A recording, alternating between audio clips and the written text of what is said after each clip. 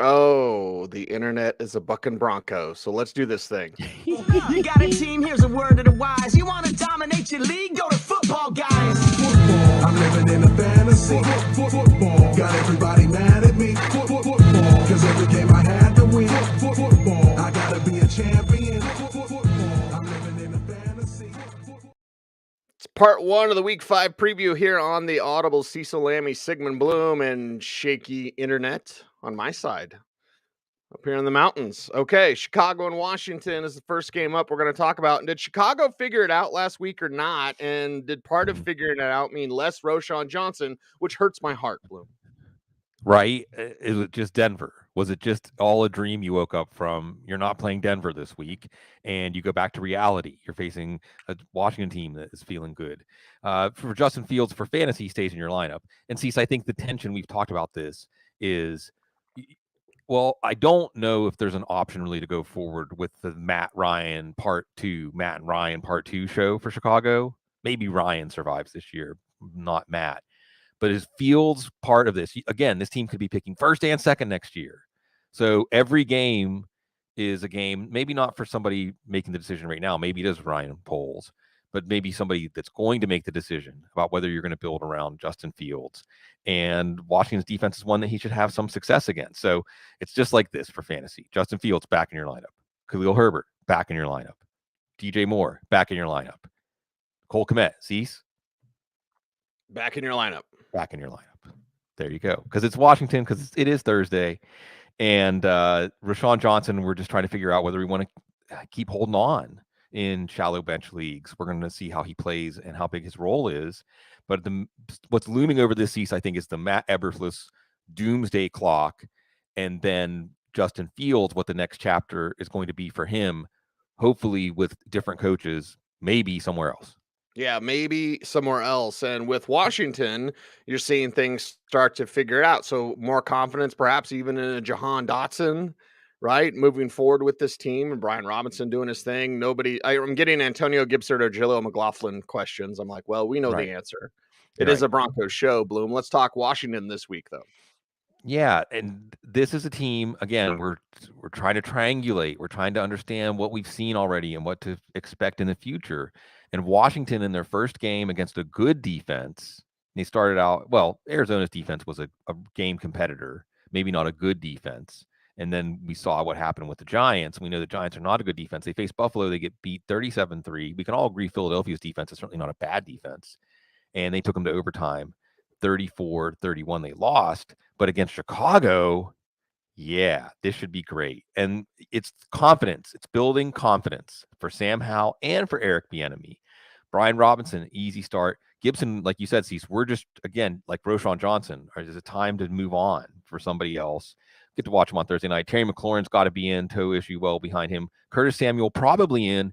Let's watch and see. Jahan Johnson was limited on Tuesday with the ankle. So it's Chicago's defense. Logan Thomas, it's Chicago's defense. If you don't have anything better, like if someone said, I'm starting Logan Thomas over Kyle Pitts, am I crazy? No, at this point, Logan Thomas is looking pretty good. This team could be 3-2 with this win, which they should get, through 5. Easily could be 4-1, winning against the team everyone thought was going to win the division against Philadelphia. So Washington has to feel good, Cease, and I think that not enough people are talking about what this means for Eric Bieniemy. Yeah, look at our guy Phillip. He's still in a TD only league. Oh, nice. Yeah. I like it. Look, I don't think TD only is that insane because, I mean, what matters in football?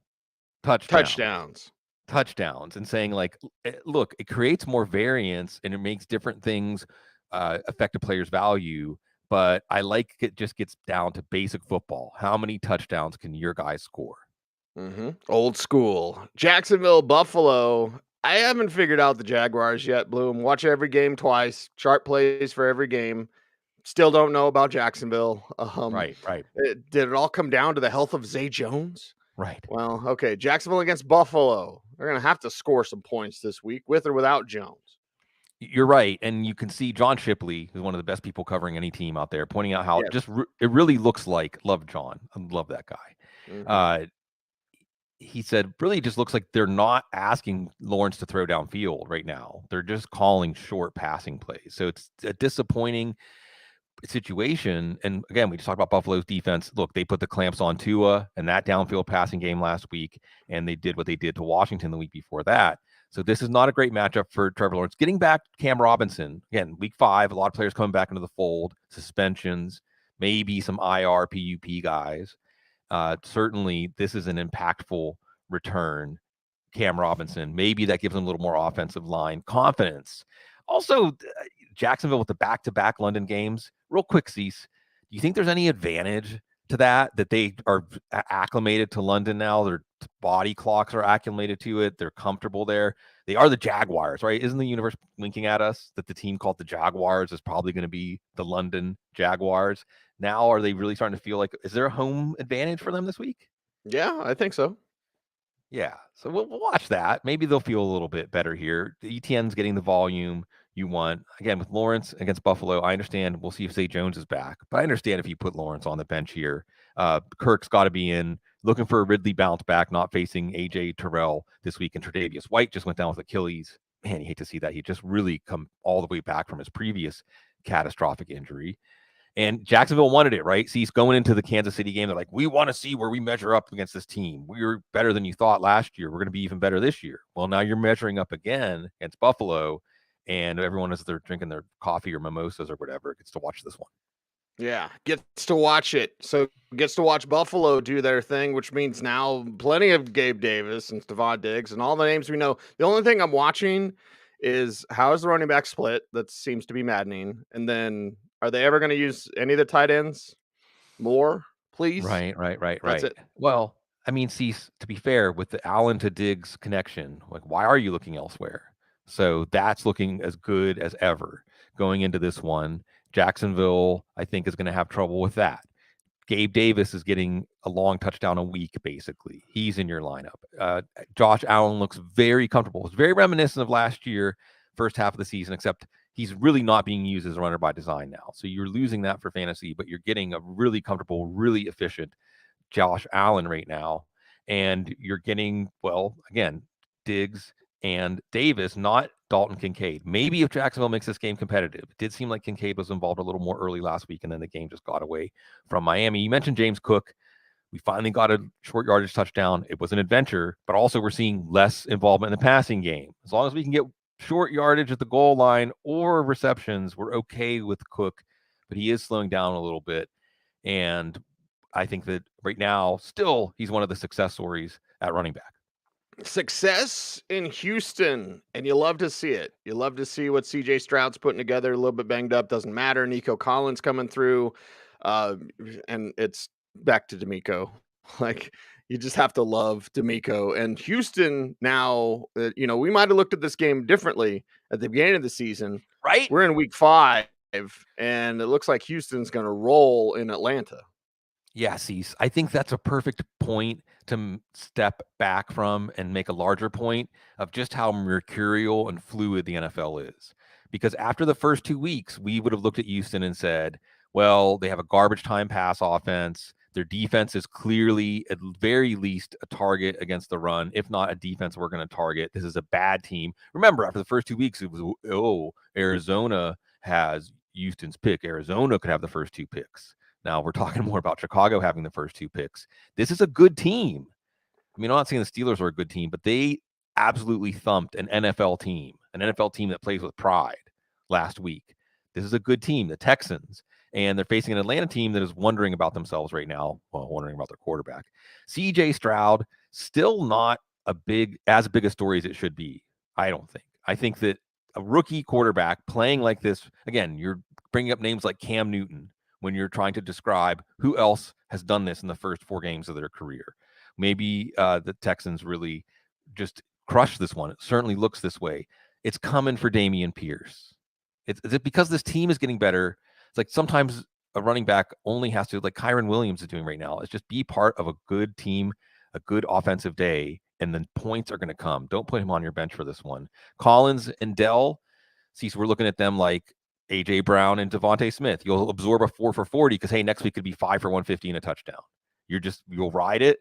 C.J. Stroud and this team is fueling that. Bobby Slowick, D'Amico Ryans, you mentioned. And the offensive line is just now getting healthy. They're just now getting Laramie Tunsil and Titus Howard soon back into the mix, if not this week. So this is really exciting. And the Texans, the reboot, the post Deshaun Watson era is here, and it looks good. Yeah, the Falcons could look good if they change their quarterback. Maybe this is the week. I don't know, Bloom. We kind of know what to expect. Plenty of Bijan, which makes my heart happy, and not enough of anybody else except Jonnu Smith. Right. Oh man, yeah, this is the fantasy football running joke.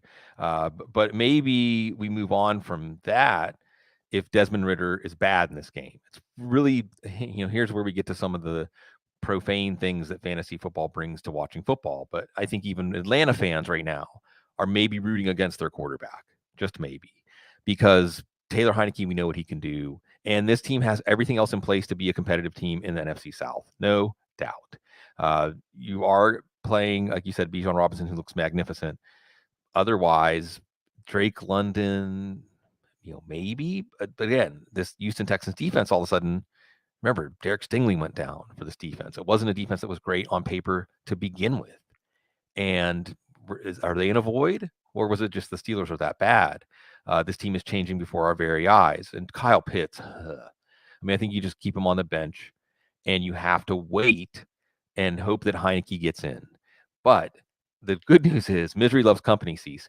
If we had like the Academy Awards, the little boxes, most disappointing tight end, there's a lot of candidates. Darren Waller, Dallas Goedert, Dalton Kenny, there's so many of them. They're all letting us down. So really, Kittle and Andrews is still, we're setting our watch by them, and we should be. We should be praying that my internet holds up again. They're working on the It's internet. great. See, it's the talk of the chat room. No, this is like a good episode. This is good content, right? Because we've got 8-bit Cecil come from the past. I'm tethered to my phone. So let's get to Carolina and Detroit. They're up next. Battle of the Cats, and not much battle on the Carolina side. So where's your confidence at when you're considering your Panthers players? Yeah, nowhere, no confidence at all. It's so funny too, Cease, that we see it, even though they quote have their quarterback, now the desperation is just we need a wide receiver, maybe a Denver wide receiver. We'll see. Maybe the fire sale's happening. Yeah. Oh, yeah. Well, Randy Gregory, that's the first shot being fired right there. Sangbassi was the first shot. Oh. Sangbassi starting, then gone. Randy Gregory next day, gone. Right. You're right. Why? It's coming. Listen to it. When it's Broncos, we've got Cecil on our side. It's a Broncos show, and it's a Detroit show when I'm talking Cecil. I got to wear my Lions shirt, my throwback shirt again. But they've got their quarterback. They want a wide receiver. It's Detroit defense again. What did we think of Detroit's defense after week 2 against Seattle? What did we think? We thought, well, good old Detroit defense. You can pick on them. Now we saw them really humiliate Jordan Love on Thursday night, and it's probably going to be bad for Bryce Young. All right, Aiden Hutchinson, everybody. And yes, you can use the Detroit defense in fantasy football this week. Have I ever said that, Cease? Have we ever said, no, this is the week to play the Detroit defense, everybody? Miles Sanders is banged up. Chuba Hubbard, maybe if Sanders sits, you think about Hubbard here. Thielen, yeah, you're going to get your 7 for 64, maybe a touchdown. Chark, it just doesn't seem like they trust Bryce Young to hang in the pocket, or the pocket to hold up long enough for him to throw downfield. And we'll see if they get a receiver. Terrace Marshall had 9 catches last week. Hayden Hurst, it is a good matchup. Josiah DeGuara, after Luke Musgrave went down, had 4 catches against Detroit last week. But nah, I don't think I'm going with Hayden Hurst this week. How about the Lions side? Who are you going with there? How does your heart sing when you get to talk about it? Oh, this is great, right? This is a team. We didn't even get to see what they could do last week because the game got out of hand so quickly. They were able to be conservative. It was David Montgomery. Carolina's defense isn't bad, though. Carolina's defense, Kirk Cousins only threw the ball 19 times last week. Alexander Mattison ran pretty well against them. It was a pretty conservative game for Minnesota. So maybe is that the headline for fantasy? just like last week against Green Bay, Detroit's offense might be conservative because they're up big. So it might not be a big ceiling game. Still, you see Montgomery in a game script like that gets 3 touchdowns. We're waiting for Jahmyr Gibbs. The good news is this one's at home. It's on that fast track at Ford Field. So maybe you're looking for the big play. I would say this. If you have Jahmyr Gibbs and you've been leaving an option you're considering that's outscoring him on the bench every week and you're getting tired of it, then sure, I'm not going to tell you to keep putting Gibbs in this week, but I still think that it's coming with Gibbs because this offense is too good. It's too efficient for it not to come eventually. And Jameson Williams is back this week. Maybe you pick him up, maybe you don't. There's a lot of clouds hanging over him, much more than the suspension. Was not going well in training camp. I don't expect him to be used a lot right away. If he affects anybody, it would be Josh Reynolds, but it could help this offense. The 3 extra days of rest should help Amon-Ra St. Brown. And then there's Sammy Laporta. He could be one of the stories of fantasy leagues by the time it is said and done. And Detroit is here. They're for real. And I'm here for it. I'm excited. See, we talk about some of these teams changing in just the course of the 4 weeks.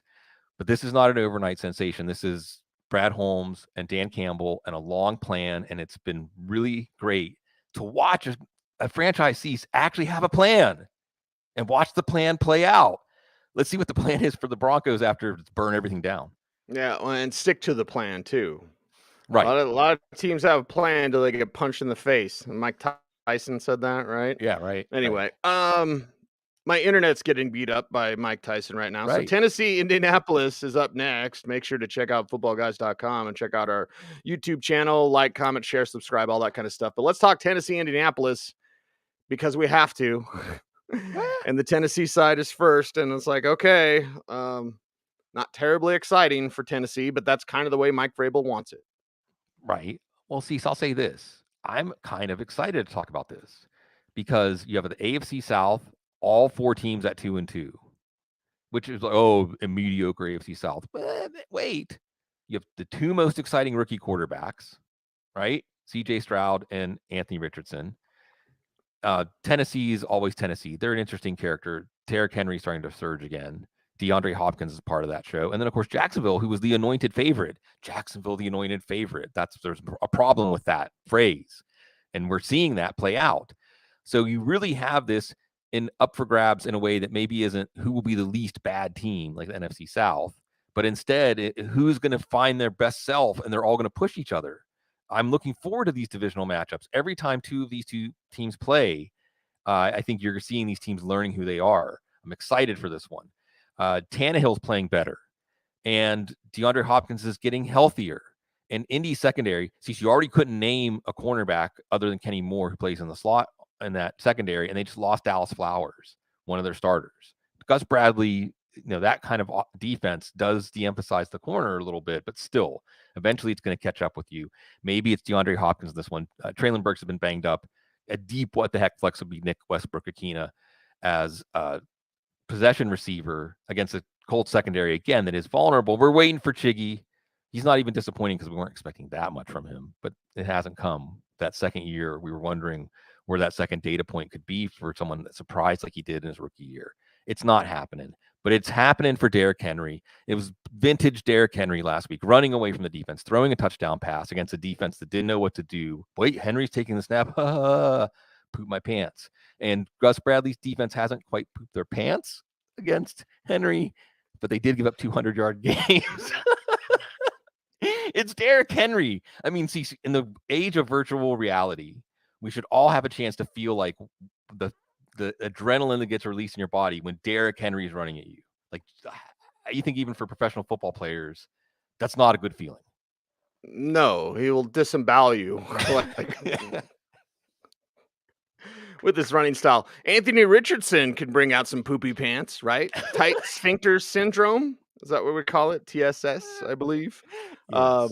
And that will happen this week with Richardson being back out there. Made it through a game. Do it again, kid. Right. And it's beautiful.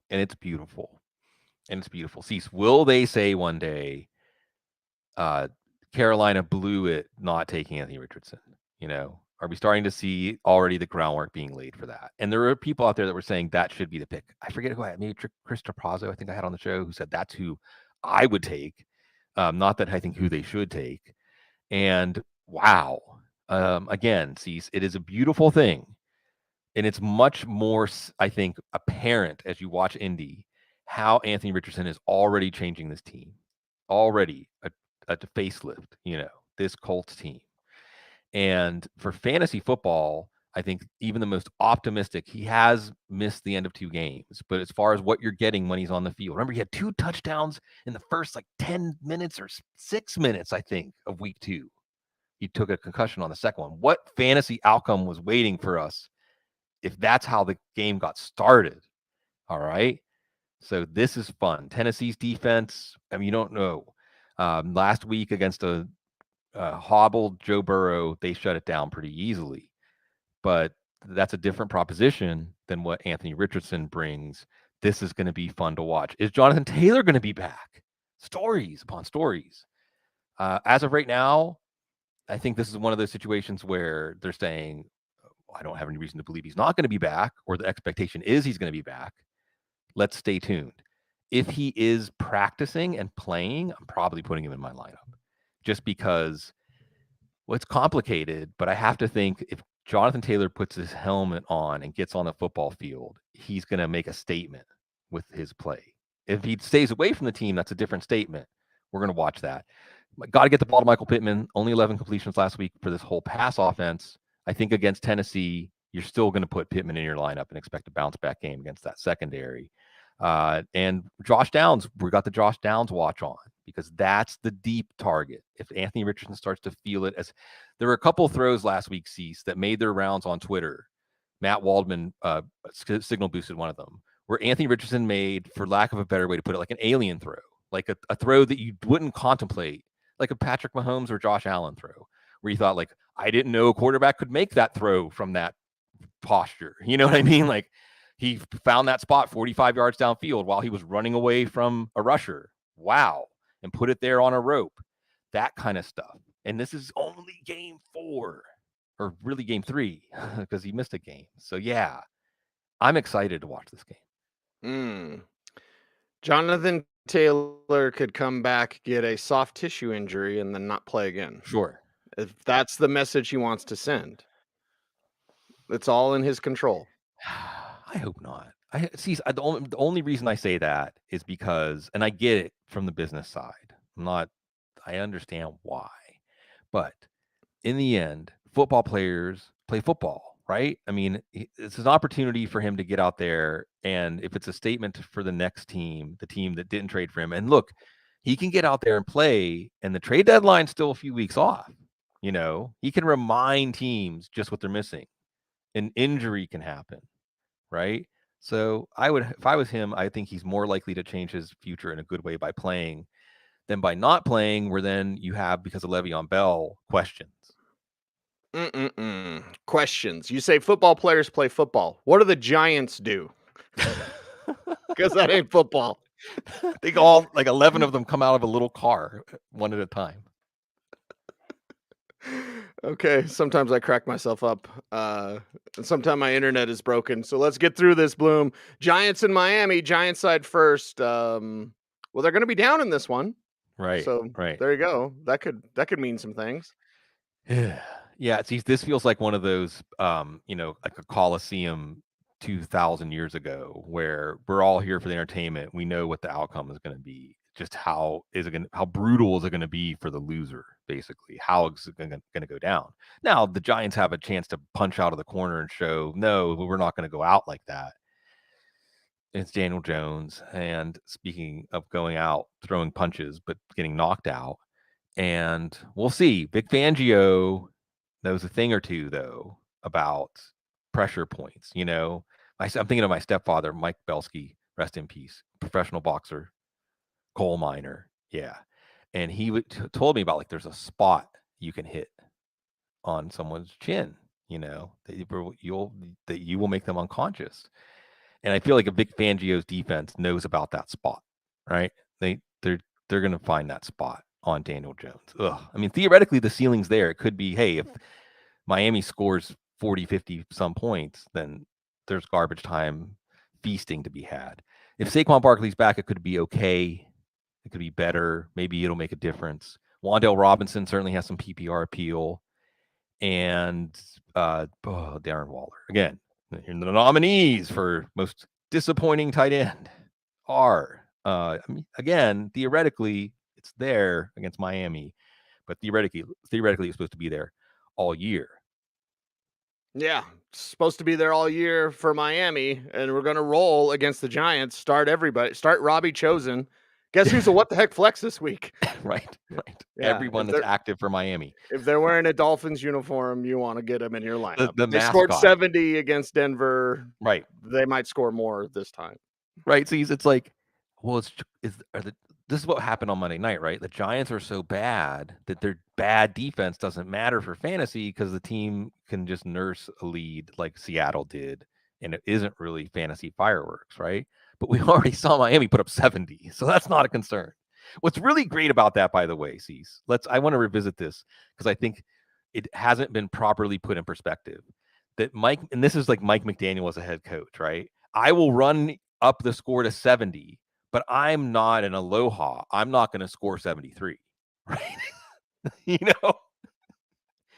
I mean, we haven't even had a coach like that before to contemplate that. Like, I have some class.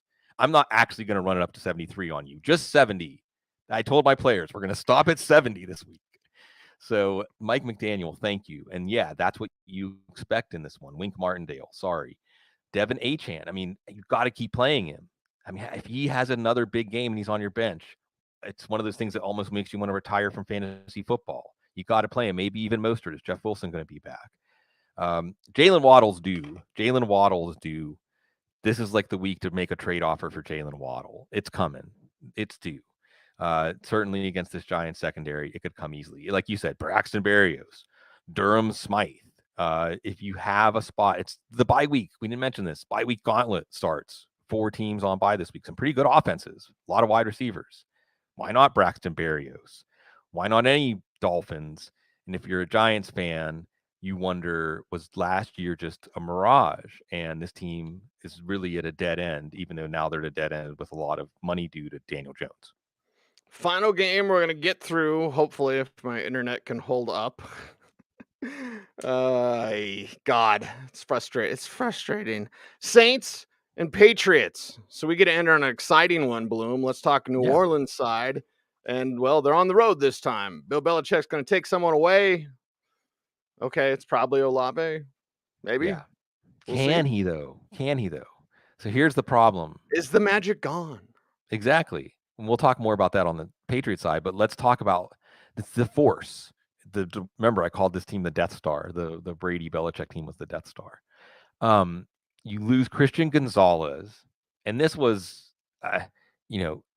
is Belichick in concert with the dark forces of the universe that they trade down, and Christian Gonzalez, who most people had going in the top 6 or 8, still falls to them because the Washington takes Emmanuel Forbes, 160-some pound, dripping wet corner over Christian Gonzalez. Christian Gonzalez is out there. First 4 weeks of the year, he's lining up against really good wide receivers, really good, like the best of the best, and playing well and looking like an instant impact player. He goes down, probably out for the year. You have Matt Judon. He has been the Patriots MVP for the last 2 years, no doubt. Matt Judon is the heart of that team. He goes down, biceps, I think, bad, whatever. I don't remember what it was. So you're taking the two best players basically in this defense out. And at the same time, Cease, what are we hearing? Is Belichick going to get fired, right? Isn't there a symmetry there? He's a defensive head coach. So you're right. You're going to try to take away because, hey, the kind of receiver that Christian Gonzalez has been matched up against, someone like Chris Olave, and looking credible in those assignments. Now you don't have Gonzalez, and now you don't have your best pass rusher. So maybe if Derek Carr is healthier, they can bounce back. Alvin Kamara, I don't know about 13 receptions for 33 yards, but he's back in your lineup one way or the other. This is his backfield. Michael Thomas, you're getting hopefully like 5 for 60. Rashid Shaheed is the guy we're watching here because we need Derek Carr to be healthy. We need them to be able to get something going in the downfield passing game. We know that Shaheed can finish on the other end of those plays if those plays are set up. But as we switch to the New England side, Cease, I mean, here we are in the year 2023, and the sports gambling houses are taking bets on whether Bill Belichick is going to get fired, when he's going to get fired. We love building people up in the United States, and we even more love tearing them down. Patriots side. Well, it's Mac Jones, so not very exciting, Bloom. As I hold on, my internet's doing the Wilson Phillips today. It's holding on. As I do that, let's get through the Patriots. Yeah, a heroic performance by the phone. One of the best things about the future. It's Shakespearean, really, the epic scope of Bill Belichick and the whole story, the Brady parts, Deflate Gate, all of it. I mean, really, there should be someone that takes. We have Andrew Luck, the Civil War general, turn Belichick into like King Lear, right? Like write that play, like distill down Belichick's career, including the Cleveland part, even the Parcells, all of it. There's so many chapters. And what's the final chapter going to look like? Maybe this year's in the final chapter, but you're feeling it. And that's why it's on people's minds. Mac Jones against a tough defense again. And we're going to see more Bailey Zappi. Rose Stevenson is going to give way to Zeke. No, not really. Does it even matter? This is a decrepit offense. Again, this offense is like that picture of the aging of Bill Belichick's career, the aging of Bill Belichick as how he fits in the NFL, and whether it's something that is just getting to be more difficult to watch. That might be a difficult watch for Patriots fans and for Belichick if the Saints offense shows up. Yeah, well, I mean, this may have been difficult to watch because of my fuzziness. No, Bloom, I might but actually your dulcet tones I might actually download it. Okay, that's right. Well, let's get this thing out of here so we can wrap it up. Make sure to do all the YouTube things, like, comment, share, subscribe, hit the notification bell so that you never miss a vid. And if this is your first time watching, please come back. Oh yeah, please come back. If you've even watched this long through my fuzziness. He's Sigmund, I'm have. Cecil, we're the Audible, even in 8-bit form. Anyone, I got a locker room to get to. Broncos always give me something to talk about, Bloom. Yeah. So here we go. Wonder who gets Randy Gregory's locker. Anyway, everyone, thanks for watching. Stay tuned and please stay frosty.